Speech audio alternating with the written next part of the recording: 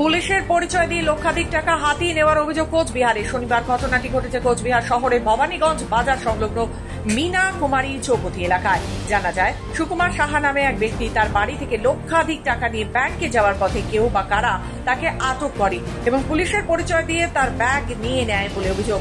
এছাড়া তার হাতের আংটিও খুলে নিয়ে চম্পট দেয় অভিযুক্তরা, যা নিয়ে শোরগোল পড়ে যায় ওই এলাকায়। এই বিষয়ে সুকুমার সাহা জানান, দুজন বাইকে চেপে তার কাছে আসে এবং তার থেকে মোট 2.5 লক্ষ টাকা এবং হাতের আংটি হাতিয়ে নেয়।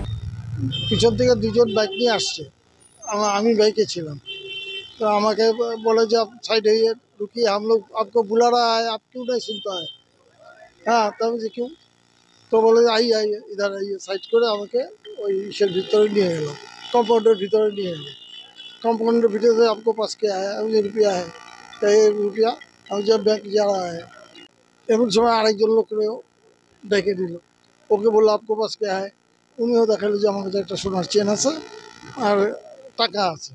তো উনারটা একটু দেখে নিয়ে ছেড়ে দিল, দাঁড়া হয়ে রইল দিল। তো আমারটা হাতে হাতাতে যে आप रुपया ले जा रहा है, आप हाथ में क्या अंगूठी है, ये खोल के रखिए, इस बैग में, रास्ता दिनकाल खराब है, आप जो আমার হাত থেকে নিয়ে আমার ব্যাগের মধ্যে রেখে দিল। হ্যাঁ, তারপরে তো হলো গিয়া আর আমার টাকা যে ছিল ওই টাকার তো ব্যাগটাও আমাকে দিয়ে দিল। হ্যাঁ, ব্যাগটা তো আমি হাতেই ছিল, তো দিয়ে দিল।